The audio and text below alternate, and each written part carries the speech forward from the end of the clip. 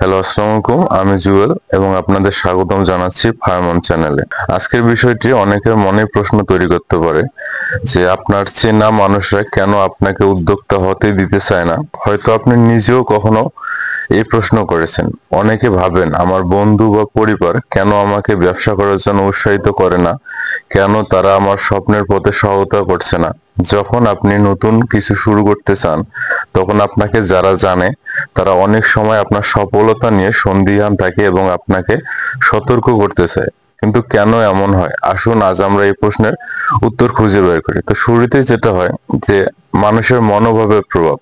দেখেন ভাই, মানুষের মনোভাব তাদের পরিবেশ এবং পূর্ব অভিজ্ঞতার উপর নির্ভর করে। আমাদের সমাজে ছোটবেলা থেকেই আমরা এমন একটি পরিবেশে বড় হয়ে উঠি যেখানে সফলতার একমাত্র মানে হলো চাকরি করা। চাকরি করা নিরাপদ এবং ব্যবসা বা উদ্যোক্তা হওয়া মানে ঝুঁকি।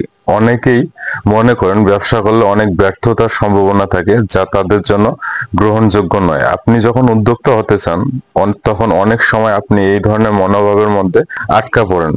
তারা মনে করে ব্যবসায় সফল হতে প্রচুর পরিশ্রম, ধৈর্য এবং সব থেকে বড় ঝুঁকি নিতে হবে। সেখান থেকে তারা আপনাকে উদ্যোক্তা হতে দিতে চায় না। 2 নম্বর যেটা কাজ করে, ভয় ও অনিশ্চয়তা। দেখেন, আমাদের সমাজে ভয় এবং অনিশ্চয়তা একটি বড় ভূমিকা পালন করে। যখন আপনি ব্যবসা শুরু করতে চান তখন অনেকে আপনার সিদ্ধান্তকে বিপজ্জনক মনে করতে পারে। তারা ভাবতে পারে তুমি যদি ব্যর্থ হও তাহলে সবকিছু হারাবে। তাদের ভয়টা আসলে ভালোবাসা থেকে নয়, বরং তাদের ভয় আপনার ব্যর্থতা নিয়ে, এবং সেই কারণে আপনাকে তারা ঝুঁকির মধ্যে ঠেলে দিতে চায় না। আর 3 নম্বর যেটা বলতে চাচ্ছি যে সামাজিক প্রত্যাশা। দেখেন, এখানে সামাজিক চাপও কাজ করে। আপনি যখন উদ্যোক্তা হতে চান তখন সমাজের নির্ধারিত পথ থেকে বেরিয়ে আসতে হয়। আমাদের সমাজে বিশ্বাস করা হয় যে সফল হতে হলে প্রতিষ্ঠানে কাজ করা উচিত। একদিকে চাকরি একটি নির্দিষ্ট পথ, ব্যবসা মানে অজানা, তাই অনেকেই ব্যবসা করার বিষয়ে বিরোধিতা করেন। তবে যদি আপনি সত্যিই বিশ্বাস করেন যে উদ্যোক্তা হওয়ার পথে আপনার জন্য অনেক কিছু আছে, তখন আপনাকে সামাজিক প্রত্যাশার বিরুদ্ধে দাঁড়িয়ে যেতে হবে।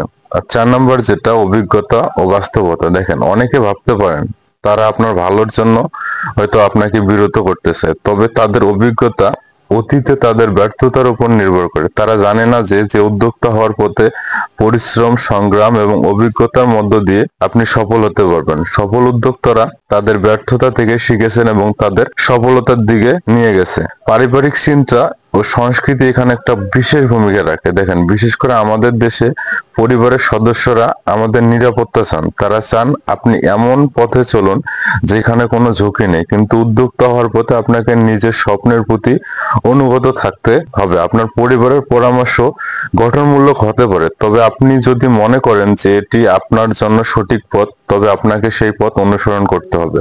আপনার দৃঢ়তা এবং বিশ্বাসই আপনাকে সফলতার দিকে নিয়ে যাবে।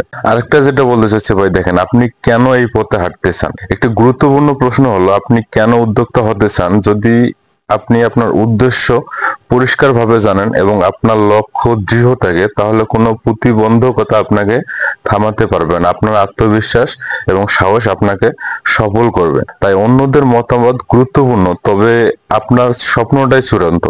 আপনি যদি বিশ্বাস করেন যে আপনি সঠিক পথে যাচ্ছেন, তাহলে অন্যদের ভয় বা পরামর্শ আপনার মনোভাব পরিবর্তন হবে না। আপনাকে শুধু আপনার পথে এগিয়ে যেতে হবে এবং একদিন আপনি নিজেই সফলতার উদাহরণ হয়ে উঠবেন। আশা করি এই ভিডিওটি আপনাদের চিন্তা ভাবনায় পরিবর্তন আনতে সাহায্য করবে। উদ্যোক্তা হওয়ার পথে প্রথম পদক্ষেপ নিতে কখনো দেরি করবেন না। যদি এই ভিডিওটি আপনার বন্ধু বা পরিবারের জন্য উপকারী মনে হয় তবে অবশ্যই শেয়ার করবেন। সবাই ভালো থাকবেন, সুস্থ থাকবেন। দেখা হবে আগামী ভিডিওতে। সে পর্যন্ত আল্লাহ হাফেজ।